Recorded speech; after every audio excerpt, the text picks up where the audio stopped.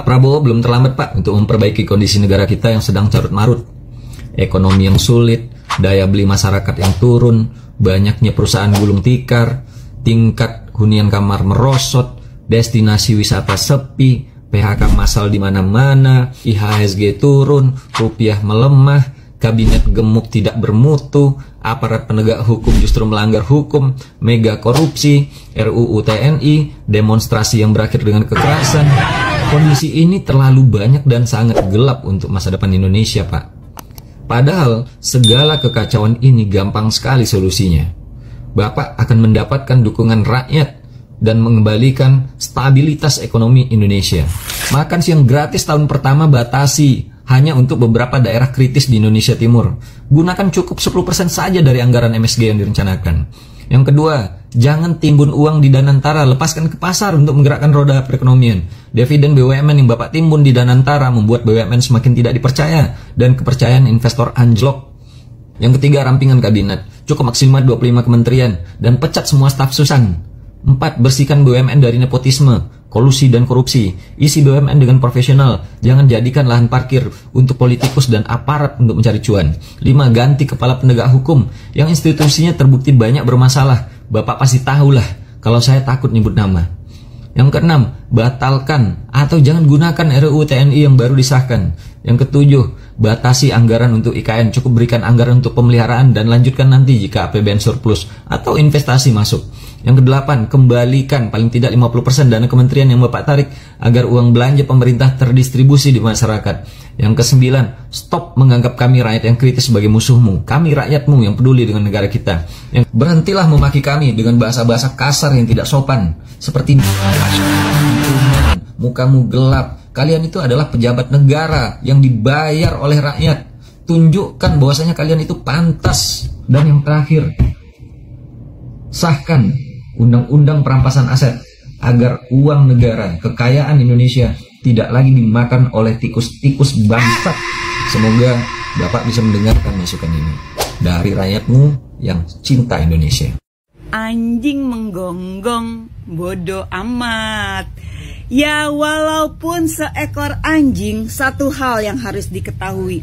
Seekor anjing tidak pernah lupa kepada orang yang pernah membantunya. Seekor anjing tidak pernah lupa kepada orang yang pernah memberinya makan. Jadi, buat kalian-kalian yang lupa diri kepada orang-orang yang telah membantu kalian, menolong kalian, dan bahkan menjadi pengkhianat, artinya lebih mulia seekor anjing daripada kalian-kalian para pengkhianat. Seekor anjing menggonggong jauh lebih terhormat dan lebih mulia dibandingkan anjing-anjing penjilat. Seekor anjing menggonggong itu sebagai warning bahwa di rumah tersebut akan ada maling. Hidup para anjing. Biar anjing menggonggong, kita akan maju terus. Pak Presiden, ini yang dimaksud dengan anjing yang menggonggong itu siapa, Pak? Jangan bilang kalau yang Bapak maksud itu adalah rakyat yang mengkritik pemerintahan Bapak. Pak, rakyat yang mengkritik itu, mereka tidak benci kepada negara. Kenapa sih segitunya didelegitimasi? Kenapa sih segitunya direndahkan dengan statement-statement yang kasar? Mengkritik itu juga bentuk mencintai loh, Pak. Kami tetap mencintai negara, kami tetap mencintai Indonesia, tetapi dengan cara yang berbeda. Dengan cara kami memberikan alternatif pandangan lain. Dengan cara kami memberikan kritik yang konstruktif sebagai check and balance terhadap apa yang dilakukan pemerintah. Kenapa kok kesannya anti kritik sekali? Setiap ada kritik, setiap masyarakat berbeda pandangan dengan pemerintah, selalu dijawab dengan statement-statement yang merendahkan substansi dari kritiknya. Kenapa sih, Pak? Kami di sini sangat mencintai negara, maka dari itu kami berusaha untuk menyuarakan kritik untuk kebaikan negara juga, bukan benci, Pak. Kami ingin lihat Indonesia maju, Pak. Kami pengen lihat Indonesia emas. Kenapa segitu direndahkannya orang-orang yang mengkritik dengan istilah-istilah kasar? Dasmu, kampungan, kurang kerjaan, dan sekarang anjing yang menggonggong.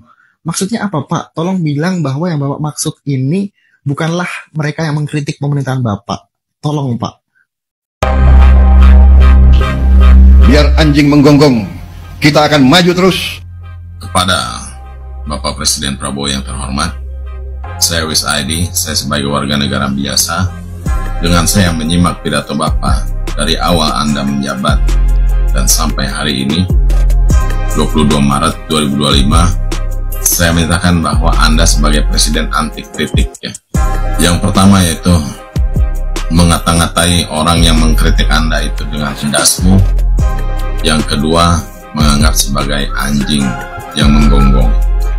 Lalu jika Anda menuduh aksi masyarakat, termasuk mahasiswa, ditunggangi dengan sentimen negatif Anda dan menuduh macam-macam, Anda kan sebagai presiden yang punya perangkat negara, punya intel, punya kepolisian, punya TNI. Masa Anda tidak bisa mengerahkan agar aparat negara ini lebih antisipatif dan bisa mencegah hal-hal yang merugikan negara? Sekaligus Anda bisa menjamin bahwa aksi massa termasuk mahasiswa itu adalah gerakan yang murni. Itu kan tugas Anda. Jika sikap Anda tidak berubah dan Anda tetap anti kritik, justru Anda sendirilah yang tidak ingin Indonesia bangkit. Lihat anjloknya IHSG kemarin ya. Saya sebagai rakyat biasa akan kesulitan menemui Anda langsung. Tapi mungkin dengan video ini, mudah-mudahan Anda bisa mendengar dan jadi bahan introspeksi buat pemerintahan Anda. Demi Indonesia bangkit.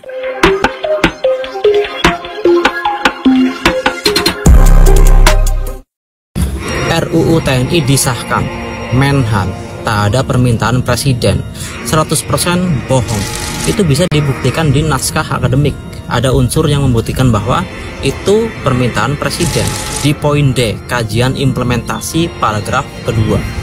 Penempatan prajurit aktif TNI pada kementerian atau lembaga lain sudah dilakukan atas kebijakan presiden. Saat ini yang diperlukan adalah menguatkan dasar hukumnya di dalam undang-undang TNI. Ini yang disebut dengan post factum atau ex post facto. Praktiknya sudah berjalan tanpa dasar hukum yang jelas, bahkan melanggar hukum, lalu berusaha memberikan legitimasi hukum setelah praktik berlangsung.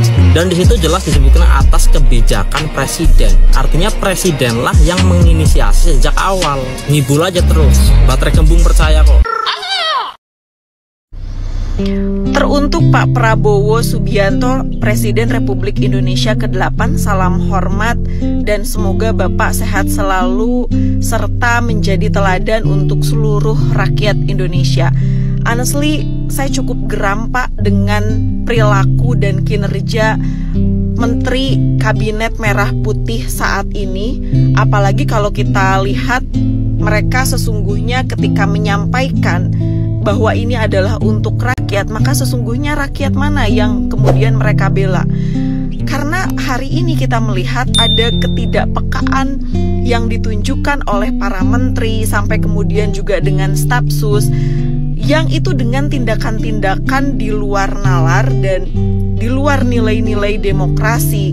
Rakyat dianggap sebagai musuh bersama, lalu kepada siapa lagi kita harus berharap? Hingga saat ini, menteri-menteri yang bermasalah itu juga tidak dilakukan evaluasi dan refleksi. Di tengah Bapak terus-menerus menggaungkan mengenai efisiensi anggaran, sesungguhnya membayar gaji untuk pejabat publik yang tidak bisa kerja, itu malah justru menjadi penghamburan yang dampaknya juga tidak bisa dirasakan oleh masyarakat. Alih-alih efisiensi, yang terjadi justru adalah beban untuk negara. Kalau kita membaca tulisan Mas Sukidi, diversity thinker lulusan dari Harvard University, pernah menulis di Kompas. Judul artikelnya adalah Menyelamatkan Republik Kita. Dan kalau kita baca secara seksama, pesan ini sesungguhnya sangat mendalam bahwa kerusakan bangsa ini nyaris sempurna. Apalagi semakin kesini kebijakan pemerintah, DPR itu tidak main-main untuk menjadi daftar panjang kerusakan secara komprehensif yang kemudian itu sangat merusak kondisi negara dan demokrasi kita. Mas Sukidi menyampaikan bahwa pemerintah telah kehilangan kapasitas untuk bisa melakukan diagnosis sampai ke akar masalah bangsa dan mencarikan solusinya secara komprehensif. Terbukti satu persatu tidak ada juga masalah yang bisa diselesaikan secara tuntas. Tetapi jangankan kan untuk mendiagnosis akar permasalahan kita gitu ya di Republik ini, komunikasi publiknya saja para elit politik itu mengalami krisis. Tidak ada protokol komunikasi, tidak ada manajemen privacy komunikasi, bahkan ada menteri yang masih gagap dalam public speaking. Ada pula kemudian menteri yang senangnya itu ngonten gitu ya di sosial media. Konten sesuatu hal yang menurut saya it's not important, karena juga menjadi sulit membedakan ini menteri atau TikToker sih gitu ya. Kalau kita kemudian membiarkan ini semua, Pak, ini mau sampai kapan?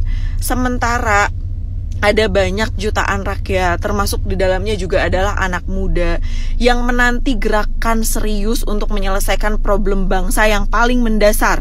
Misalnya apa? Ekonomi, pendidikan, lapangan kerja.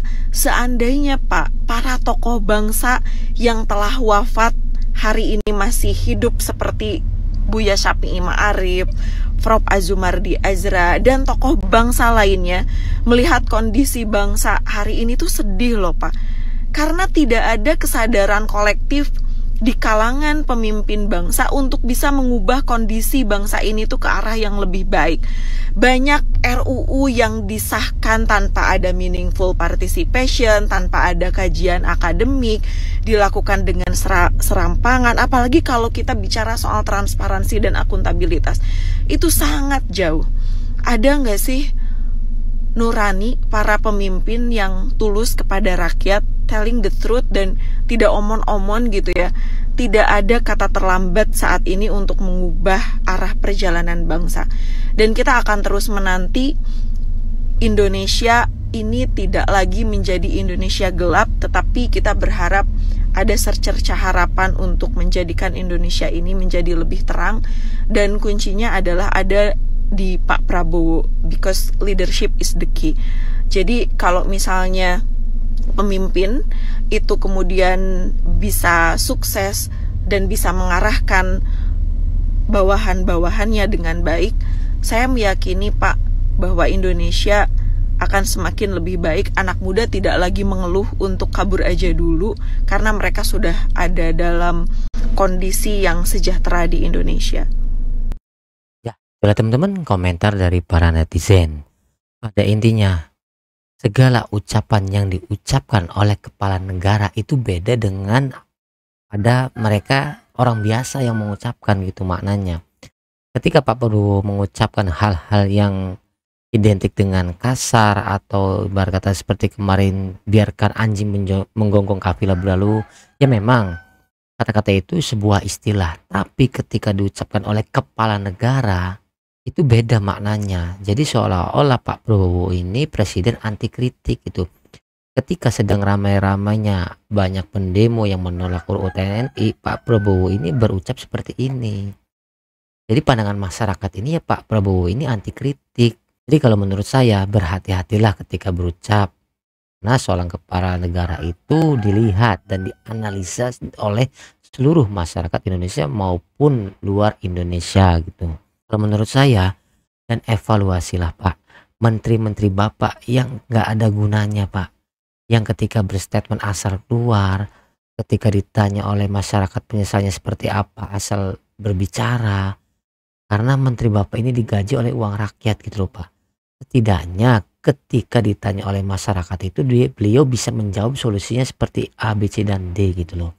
Tidak asal mengeluarkan statement saja gitu, karena mereka ini digaji oleh rakyat ini untuk berpikir gitu loh. Dan apa sih tuntutan rakyat saat ini, kebanyakan rakyat?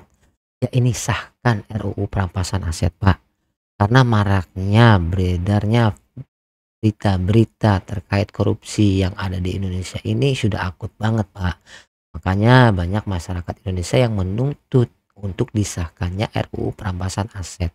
Saya masih yakin dengan kepemimpinan Pak Prabowo. Pak Prabowo pernah berucap, saya akan mengejar koruptor sampai ke Antartika. Gak usah jauh-jauh Pak, cukup sahkan RUU perampasan aset, undang-undang perampasan aset, miskinkan para koruptor Pak. Masyarakat ini akan menambah gitu Pak sentimen positif terhadap Bapak. Kalau sampai Bapak bisa mengesahkan undang-undang perampasan aset. Ya, teman-teman, gimana pendapat komentar kalian? Tuliskan di kolom komentar. Jangan lupa like, komen, dan subscribe. Nyalakan lonceng notifikasinya. Salam netral. Assalamualaikum.